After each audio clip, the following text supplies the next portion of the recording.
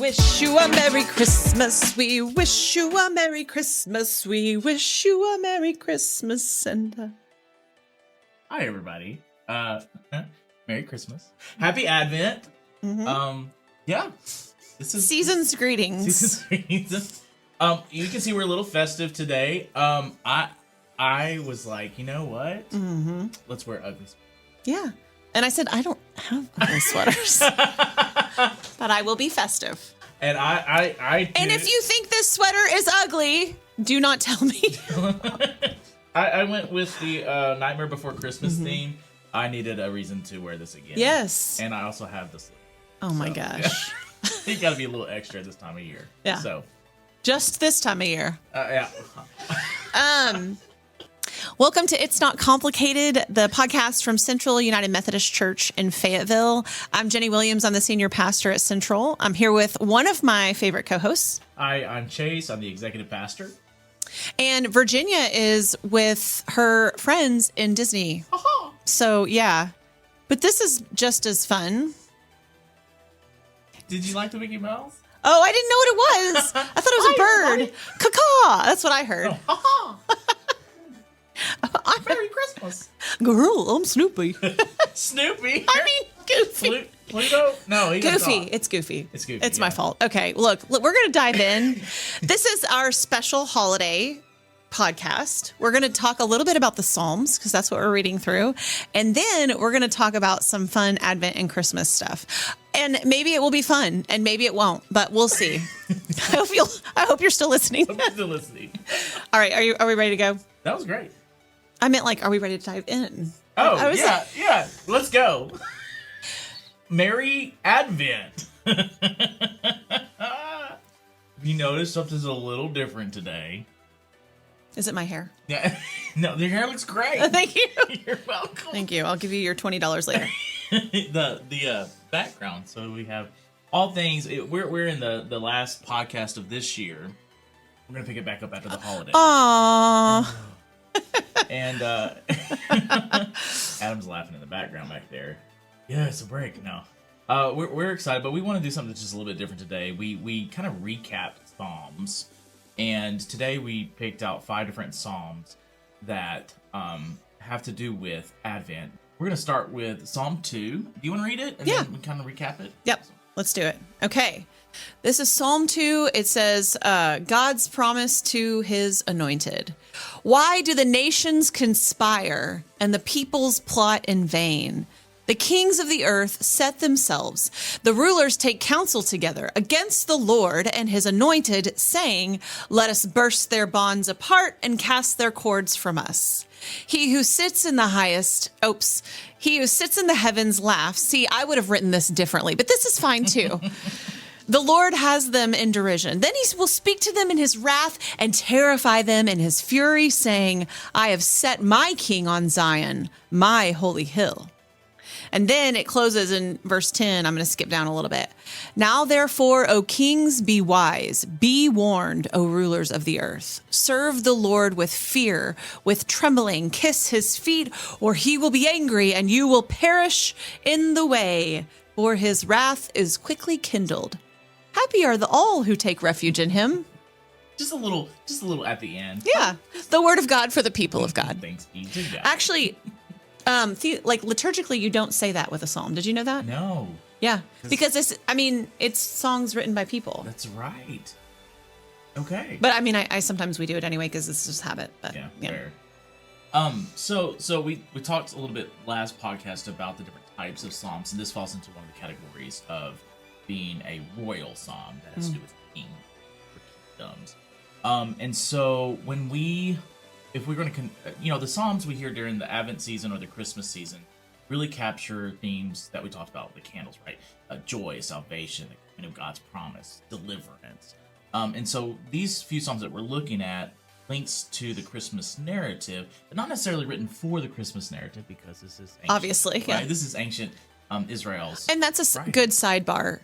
When we read things that point towards Christ in the Old Testament, we have to walk the fine line of understanding that we can still see whispers of Christ in the Old Testament, but we also acknowledge that this was not written about Jesus. That just wasn't that wasn't the conception of the original writers. Doesn't mean it doesn't still have meaning for us as Christians, but it also has deep religious and powerful meaning for people of Jewish faith as well, for different reasons. And because this particular Psalms emphasizes the divine authority of the anointed, God said, I'm going to put my anointed one on thee. It talks about also the what's the word? The horribleness of human oppositions to God's purpose. So God's going to intervene or save what's going on, right? So this psalm has themes of sovereignty and then also divine sonship that's in there. So we as Christians, we're like, okay, this is speaking of the Messiah. Yeah. And so we associate this with Jesus as the Messiah means anointed one. But in this case, this is about a king. They anointed their kings before they took the throne. Yeah. And that was the seal that God had empowered them. And so this, you might hear this if you go to a church that has liturgical readings. It might be in a response for the Sunday or just a day reading that you have. Psalm 2. The next one, we're actually going to jump quite far down. We're going to go to Psalm 72. I'm going to pull it up on the computer. So this one's a pretty lengthy one. So Okay, this one says, the caption is prayer for guidance and support for the king. It says of Solomon, which may mean that Solomon wrote it. It can also mean it's about Solomon, or sometimes people just would invoke really prominent names when they would write it just to give it a little more legitimacy. So, give the king your justice, O God, and your righteousness to a king's son. May he judge your people with righteousness and your poor with justice. May the mountains yield prosperity for the people and the hills in righteousness. May he defend the cause of the poor of the people, give deliverance to the needy, and crush the oppressor. And then at the very end, it says, blessed be the Lord, the God of Israel, who alone does wondrous things. Blessed be his glorious name forever. May his glory fill the whole earth. Amen and amen. I love this one because the first one that we looked at had the sovereignty or the king, the royalty figure there. But this one goes into the details what that king does. And so as we understand the qualities of Jesus being the one who brings peace, justice, and prosperity, not like prosperity gospel, but just uplifting those who are lowly. Yeah. We associate this one with the work that Christ does and the anticipation of what Christ will bring into the world. So this is kind of this is the good news to all people that is coming that we find in Luke chapter 2. No, I think that definitely reminded me of, you said Luke chapter 2. Is that the Magnificat that you're talking about? Yes. Is that a direct quote from this psalm? I think so. Yeah, it is really good. Psalm 96. Oh, this one's good. So we talked about songs that we sing now or have sung in our lifetime that are maybe based off the psalm. See if this one sounds familiar. This is praise to God who comes in judgment. Not how I would have captioned it, but anyway. Oh, sing to the Lord a new song. Sing to the Lord, all the earth. Sing to the Lord, bless his name. Tell of his salvation from day to day.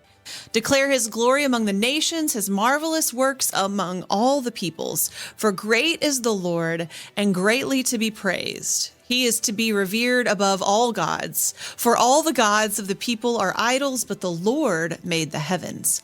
Honor and majesty are before him. Strength and beauty are in his sanctuary. My gosh, like 5 songs come to mind when I read that, you know?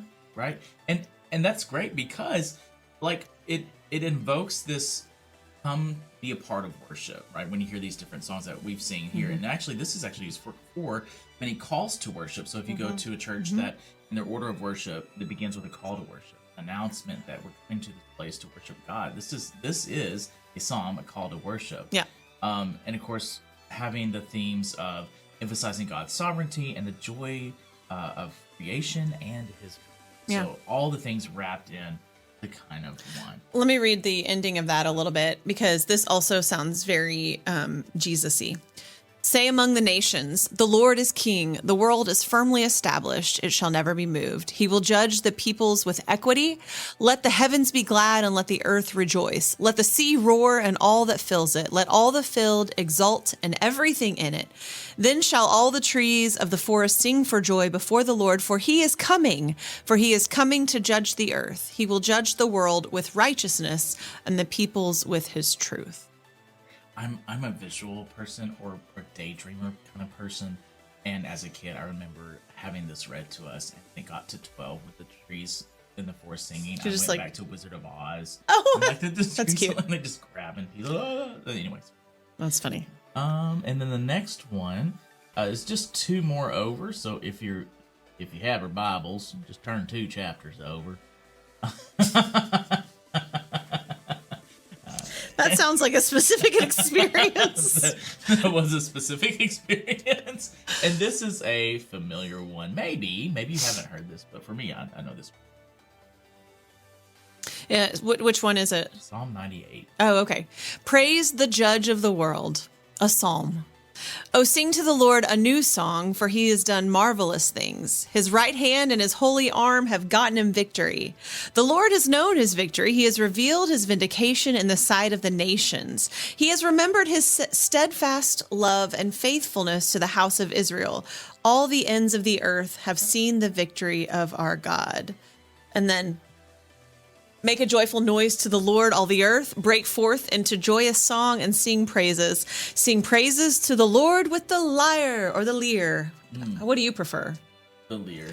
The lyre, with the lyre and the sound of melody, with the trumpets and the sound of the horn. Make a joyful noise before the King, the Lord. It goes on, but it's more of the same. Yeah, that's a beautiful psalm.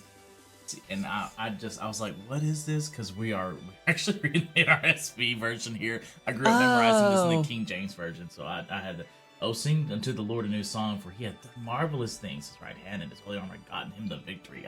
It's a little bit different. I mean, it's almost identical, but I could see how that would. The hath really got you. The hath got me. I miss the hath. I mean, it's really an underutilized word. Hath, yeah. We'll start adding that back into societies, maybe. Okay. Hashtag. No, never mind. But this one. Hashtag hath. Again, a psalm of praise for God's reign. It just is to celebrate Christ's coming, and so that's not pretty sad. Make a joyful noise to the Lord, all the earth. Yeah. Well, here's the deal. We talk about God's judgment. Oh, I'm sorry, I missed it. This inspired joy to the world. Oh, that makes sense. Yes. This inspired joy to the world. Well, make a joyful noise to the Lord, all the earth. Uh-huh. Okay, interesting. Joy to the world, the Lord has come. Let earth receive her King. Let every heart burn. And heaven and nature sing. Oh, heaven and nature sing. So where do you see that? Well, that would kind of went with the other one, wouldn't it? Yeah, like I don't know. Trees singing and grabbing Dorothy. I don't know. I think so too. But anyway, maybe there's just like somebody was reading this and they were like, here's the deal about. This reminds me of 97. I'm gonna write a song about it. Joy to the World, I don't think I'm wrong about this, was not originally written as a Christmas song. Did you know that? I think it was written as an Easter song. Really? Okay. Yeah, which is why we have the third verse is Joy to the World, the Savior reigns, right? Yeah. I mean, right? I'm gonna look it up. Anyway, and so, but it works well as obviously as a Christmas song, and that's where we mostly know it. It's Charles Wesley, right? This one says something by Phil Wickman. Well, he didn't write it. He's my age, our age. Who wrote Isaac Joy? Watts. Oh, okay, that makes more sense. Watts. Yeah. Let's see. Where's the those? Oh, okay. The third stanza. He rules the world with truth and grace. And makes the nations free. Yeah. Anyway, one more thing I was going to say. We always talk about God's judgment and, God will come to judge, and Christ came to judge, and God will come again, to judge the quick and the dead. And we always associate this judgment with punishment. Right. But when you think about it, when Christ came the first time, what was the judgment in that scenario? Like the birth? Like the Christ child? No, I mean just in the whole Jesus story. Like Jesus came to bring judgment. But then what was God's judgment in that? It was to uplift the oppressed. Yeah, but it was like self-sacrifice. Yeah. Like Jesus laid down his own life. Oh, we're getting to atonement theory. A little bit, okay. yeah. Because All I think right. that's where people's minds go when they are thinking about this idea that God is going to judge us, that Christ came as the judge. Is that the judged judge? Maybe. There's a phrase. Yeah, There's a I think phrase, that's like right. The judge. And I mean, we think about John 1, the light, and this is the judgment. Yeah. The light came into the darkness, and the darkness could not overcome it. Yeah. I mean, I think for me, when I think about judgment, however you want to think about humanity and sinfulness and punishment, at the end of the day, Christ's judgment, he took it on himself. Yeah. And then made a path for us to not have to carry around that weight of judgment. Gotta preach. So, I mean, preach this to me. Right. Some people like it. Some people like the judgment. They want to feel bad about themselves. I am not people in that regard. Well, I hope you like it because we're ending our Christmas services with it. That's exactly right. So, anyway, okay, that's the end of the Psalms, or we got one more? We got una más. Psalm 110. Okay. Assurance of victory for God's priest king. The Lord says to my Lord, sit at my right hand until I make your enemies your footstool. The Lord sends out from Zion your mighty scepter, rule in the midst of your foes. Your people will offer themselves willingly on the day you lead your forces on the holy mountains. From the womb of the morning, like dew, your youth will come to you. The Lord has sworn and will not change his mind. You are a priest forever according to the order of Melchizedek. Oh. The Lord is at your right hand. He will shatter kings on the days of his wrath. He will execute judgment among the nations, filling them with corpses. Oh no. He will shatter heads over the wide earth. Oh, this is beautiful. He will drink from the stream of the path. Therefore, he will lift up his head. Very Advent. That's about how Advent feels sometimes.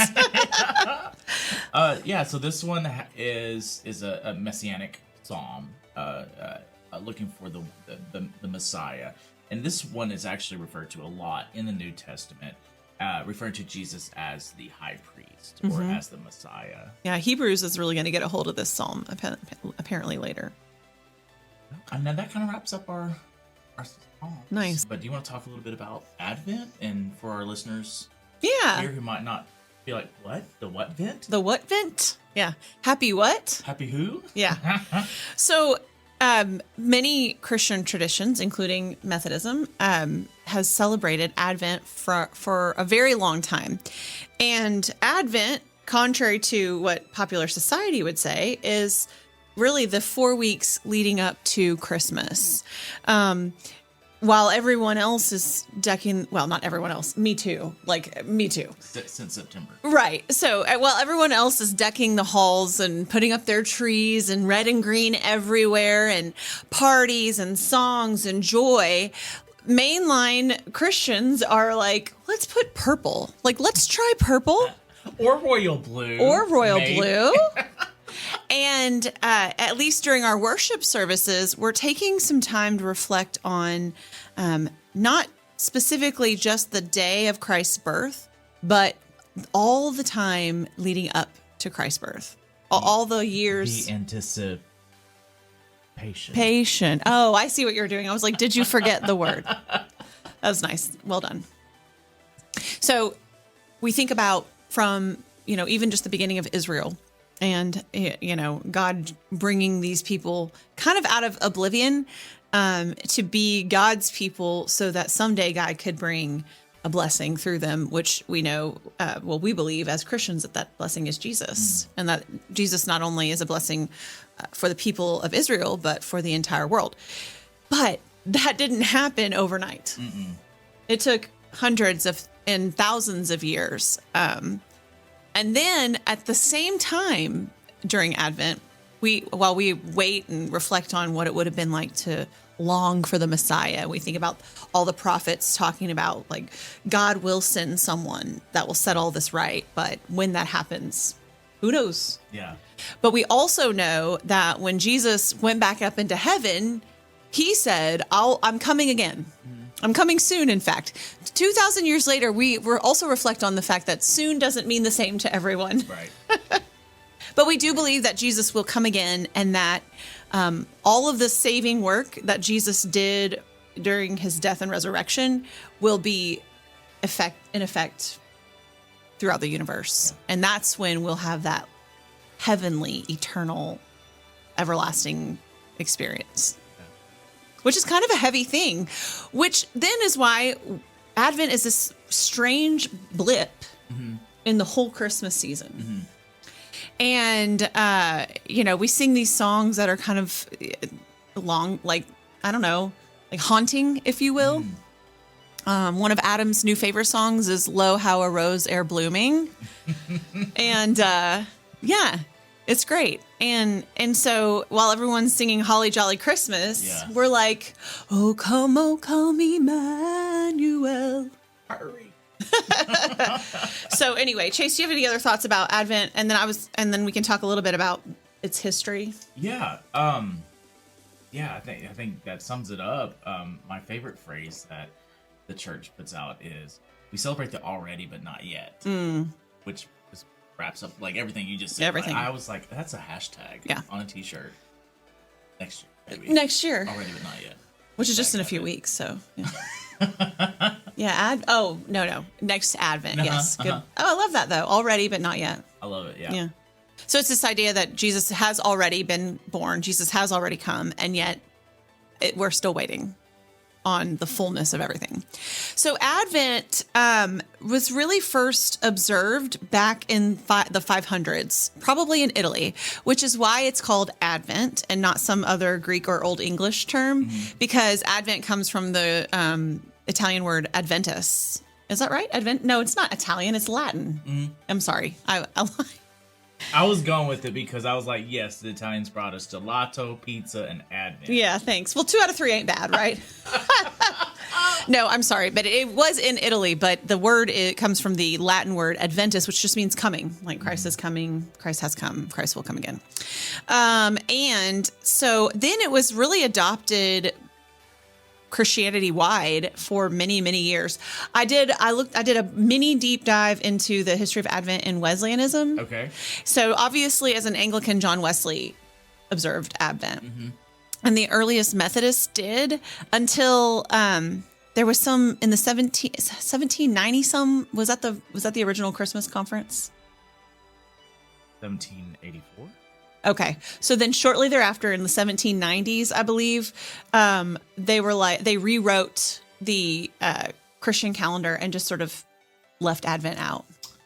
Big mistake, Methodists, early Methodists. I mean, you did a lot of nice things, but this was not my favorite. Also did a lot of bad things. Fair. This was one of them. So we picked it back up, I believe, at Vatican II in the 60s. Is that when Vatican II was in the 60s? Sounds great. I don't know that that's right. So if you're listening to this and you're like, absolutely not, I feel like maybe Vatican II was in the 80s, though.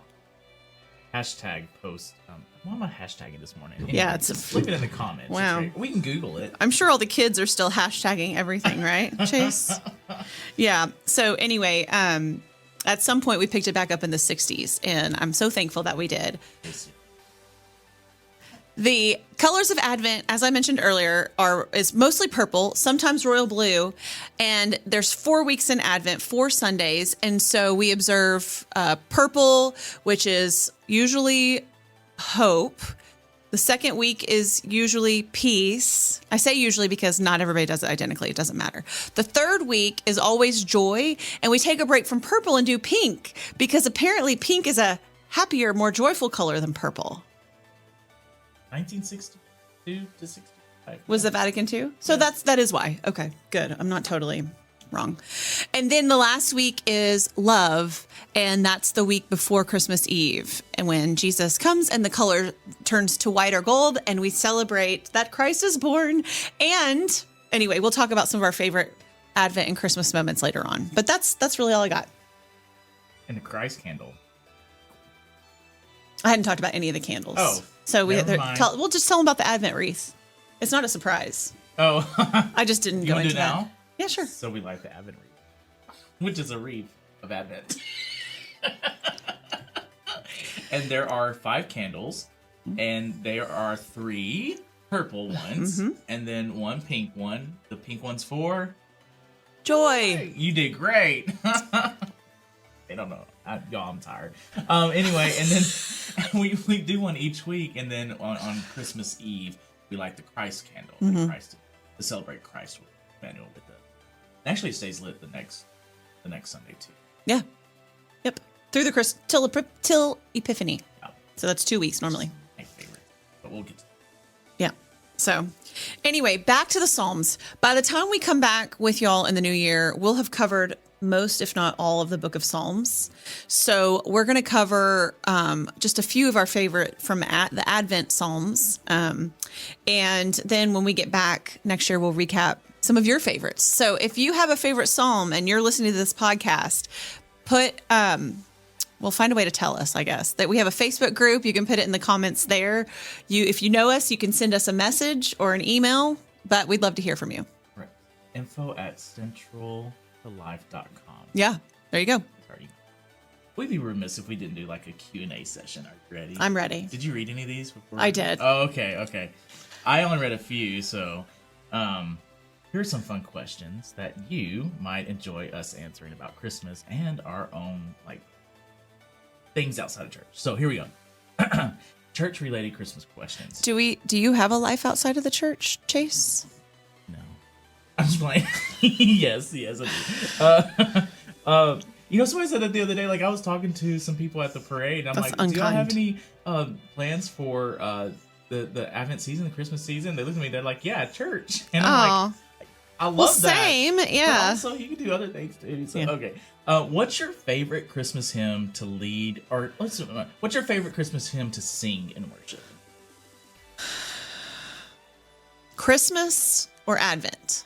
Let's do. Well, yeah. Okay, my favorite hymn to sing is "O Come, Emmanuel," Okay. Why? because I love it. I don't know, it's just amazing. I love it. I think mine's "In the Bleak Midwinter." Oh, that's good too. This is my favorite one. Do you not know that one? In the bleak midwinter. Frosty winds may moan. Earth stood hard as iron, water like a stone. Snow had fallen, snow on snow. Okay, Snow all right. I think we on got it. snow. Mhm. In the... But my favorite phrase of that one is "Our God, heaven cannot hold him, nor earth sustain." Mm-hmm. I'm just like, ooh. Mm-hmm. Yeah. So okay. Yeah, that's good. Do you have a favorite Christmas sermon that you've preached, and what made it so special? Well, I think the first time I reflected on the song Silent Night, and which is, I'll get to, I know that I didn't say that was my favorite hymn, but I'm going to come back to Silent Night because it is a favorite of mine. And, but that it's hilarious that we think the first night that Christ was born was silent in any way, shape, or form. And just kind of reflecting on, we don't have to have these like picture perfect silent night moments to receive Jesus into our lives and into our homes. Like Jesus is very willing and comfortable coming into the mess of whatever we find ourselves in and sitting with us and then, changing our life. I've only preached one. And that was it. So it was last year's. And so I don't have, but I have preached a couple on, Epiphany. And so that is my favorite setting. But I'll talk more about that later when we get. So, all right. What's the most unexpected thing that's ever happened during an Advent service? Oh my gosh, I've got this one. I'm trying to think if this was Christmas Eve. I don't think so. I think this was the day, like, the children's choir sang at church. This was at Elm Springs. And we had set up this beautiful backdrop of trees all across the stage. I was very proud of it. And then I had gotten these plug-in LED lights that, like, you could change the colors. So I would change them behind the trees for the liturgical. So from Advent to Christmas. Well, this particular day, they were very cheap off Amazon, and I would have to go up before the service and plug them in and hit the on button and change the color. Like, they were not tied into our sound system or our media booth or anything like that. And one had a short in it, and it occasionally would strobe. So one day morning during our huge Advent service where the children were singing, I had to crawl hands and knees up the back of the stage and flip it off, which was humiliating. And so I did that. And then something would happen with the frequencies that when you would fix one, the other one would start strobing. So I'd gotten back down to my seat and then had to crawl up the other side. It was an actual nightmare. Like, it's not a good look, but it did happen. And so there you go. That's a lot. Yeah. Oh gosh, it was and is. Military crawl. Yeah, that's exactly what it was. Oh I'm just belly crawling up through the tree forest. The most unexpected thing that's ever happened during Christmas service.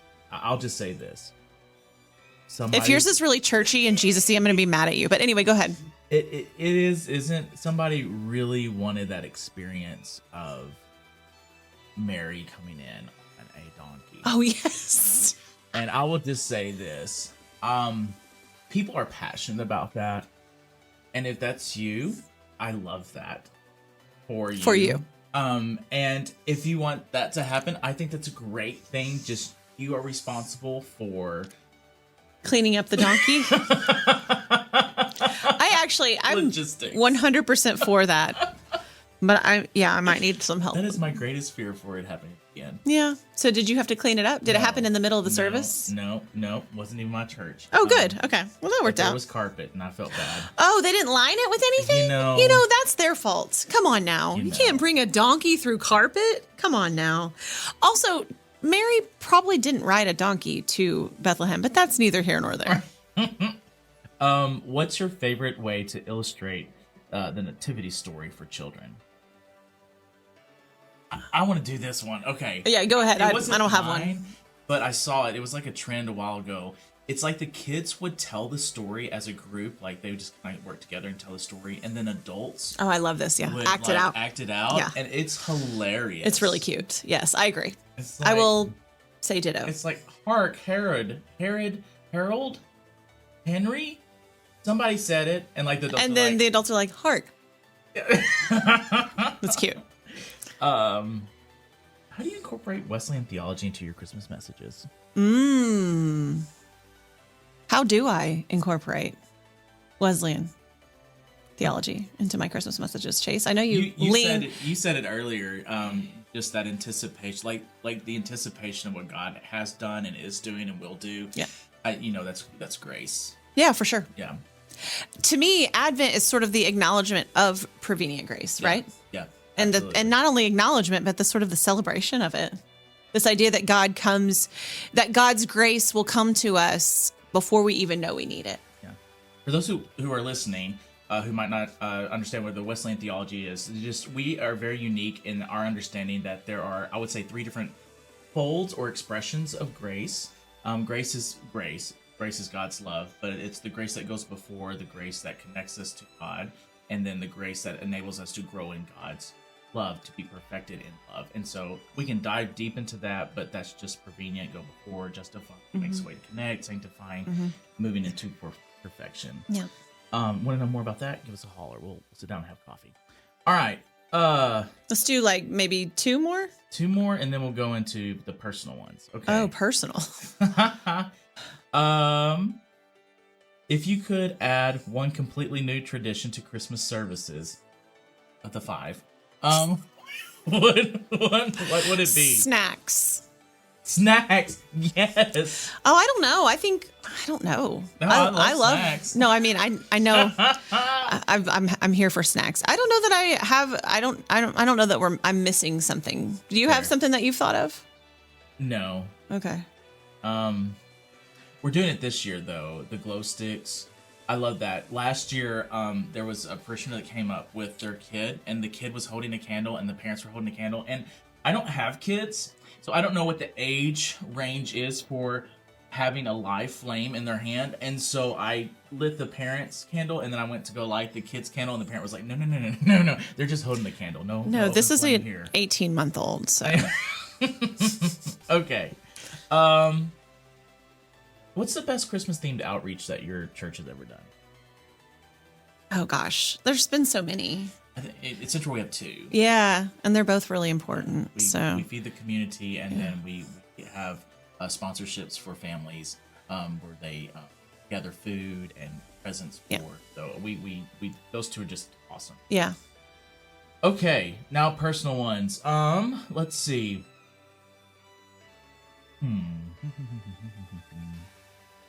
What's your all-time favorite Christmas memory from childhood?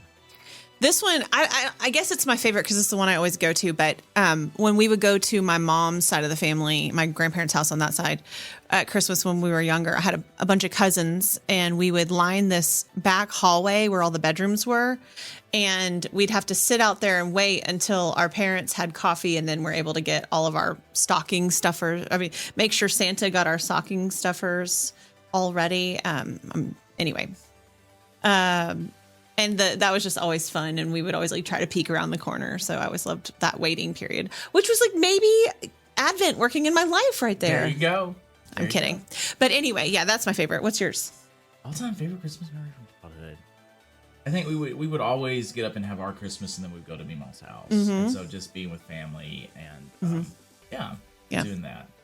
Walking all around. of my favorite Christmas memories revolve around being with my family, which is, I think, unique and special. I mean, not everybody has that positive Fair. experience with their families. Fair. You can spend Christmas. You're a part of our family. Absolutely. Okay. Where was the one I saw? There was one I saw. Oh, where's that? What's the best Christmas gift you ever received? Oh, I don't know. My babies. I don't know. Oh, boo. I know. No, I don't have a gift that stands out in memory. Okay, it was the second Christmas gift. It was me and my brother got a Nintendo, the first Nintendo that had the two games. It was Tetris and Mario with It wasn't Duck Hunt? Duck Hunt. Okay, yeah. And so we get it and we set it up, and my dad starts. He's electronic, and he's not electronic. He works in electronics. He is a human robot. He started playing the Tetris game Christmas morning. 4 days later, he's still playing the Tetris game. Oh, no. Hooked, and we weren't allowed to play with it because he was His game. working on it. And so on the 5th day of Christmas, our parents gave to us another Nintendo. Shut up. That is amazing. That's really funny.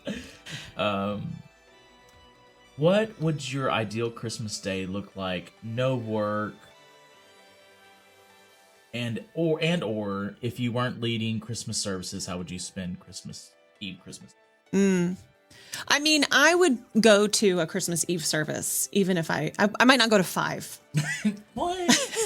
But we did that every other year growing up. When we went to Drumright, we did not go to the Christmas Eve service there. Occasionally we would, but it wasn't every year. But then when we were in Tulsa with my grandmother, we would walk down to the neighborhood Methodist church and go there. And actually, I loved those services, not because they were super meaningful, but because one of my cousins would always sit by me and we would giggle the whole time. Like into adulthood, we would be sitting next to each other and our moms would be like, you have got to get it together. And we would be, it was just silly things that would get us tickled. But I'd go to Christmas Eve and then, have dinner somewhere. I mean, my preferred Christmas day would be if as a pastor, my preferred Christmas day is please don't talk to me. But that doesn't work very well whenever you have to do Fair. Christmas with your entire family, which you go to Christmas. So just like something really chill, a really nice meal in the morning or, midday. And then I'm not required to do anything that afternoon. Yeah, and you're an extrovert, and so I am, you but even I want just, that break afterwards. yeah. My phone will be off. Fair. I started this years ago before I was in a clergy role. I did music in a church, and so if we weren't having stuff at the church I was serving at, musicians call this gigmas because there's something going on That's cute. everywhere. With the symphonies, with other churches, and so I would sing at other churches when I wasn't at our church. And so Christmas Day has always been a no-go for me. I love Christmas Eve. It's my favorite. My favorite day of the year, really. All the services. My favorite service is the midnight mass too. Yeah, I've never done one of those. We've done some at some churches, but I've always sang at them. So it's just my own personal tradition, which I go incognito to St. Paul across the street. Which I think is great. And I'm just like hiding in the back. So if you have to come to ours first, but then you can come join me there. No pressure. No pressure. And then Christmas Day, my family does something called Thanksgivmas, where we find a week throughout in the year where Cute. we do that. Yeah. Because just so everybody can do their own things. And Christmas Day, I absolutely You don't talk to anybody? no. Wow, Not that's even my glorious. dog. My dog's like, I'm like, Sorry. thumbs up, dude. Yeah. But so much is going on in the life of the church. This is a busy season. And we know that you have calendars full. If you want to know more about what's going on at Central, you can go to centraltolife.com and just see all the things and plug in anywhere there. This is you probably asked this earlier and I missed my opportunity, but I'm going to say it anyway. But do you have a favorite worship moment in the Advent or Christmas Eve? What is it? Communion. Oh, that's different than mine, but that's nice.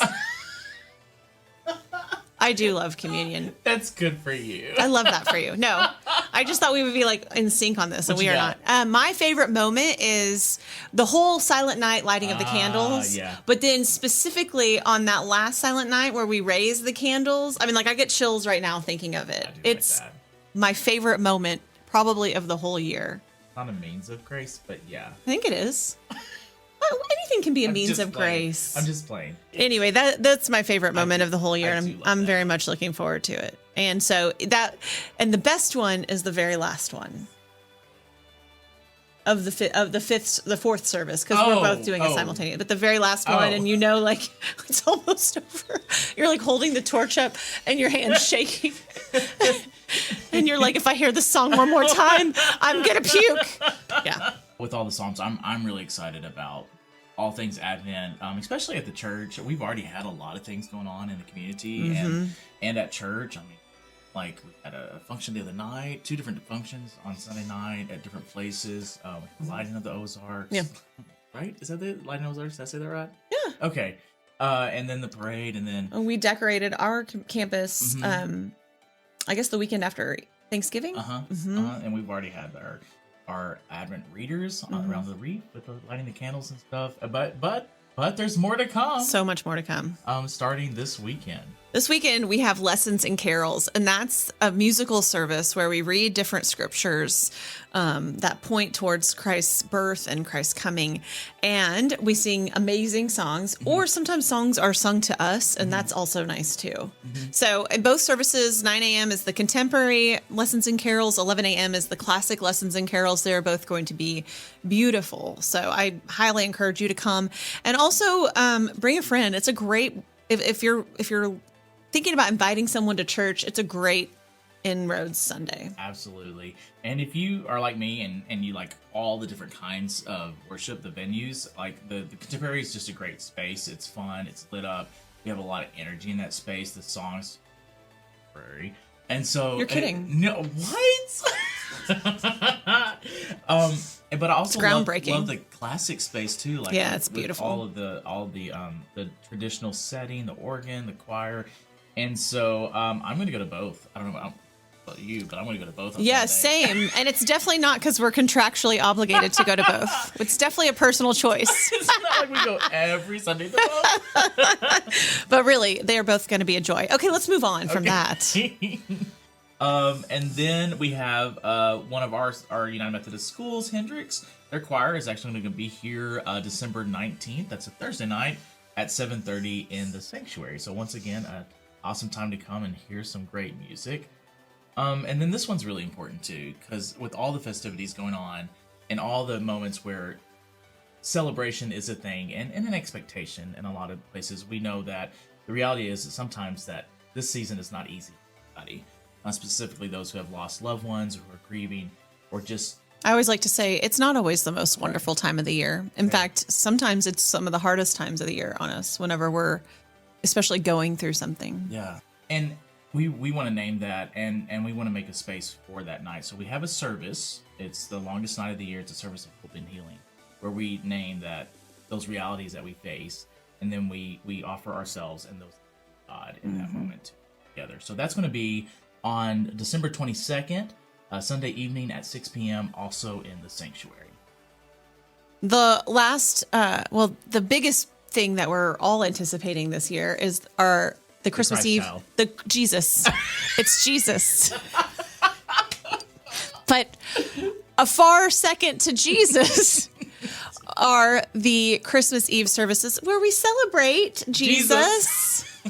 I don't think it was too sacrilegious, but anyway, and we have 5 worship options this year, and they are all going to be they're unique and really special.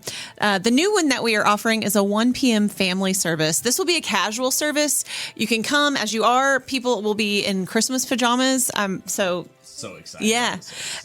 We'll gather around tables and just have a time of reading the nativity story.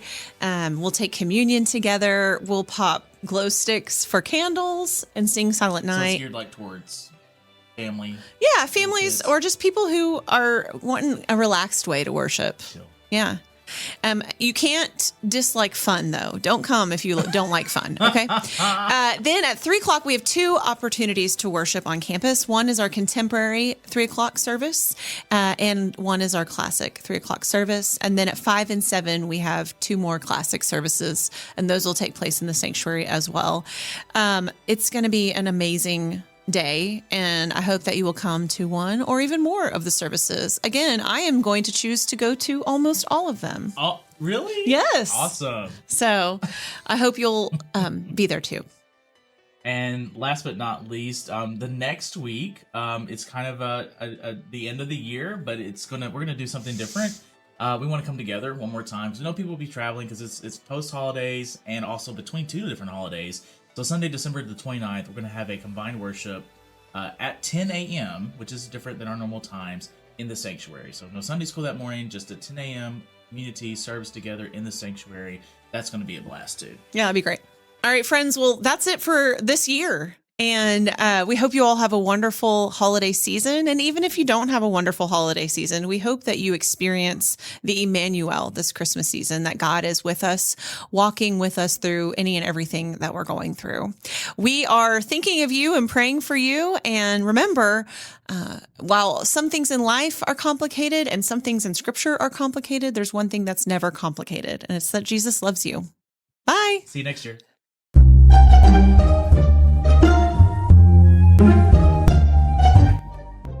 We wish you a Merry Christmas. We wish you a Merry Christmas. We wish you a Merry Christmas and a happy...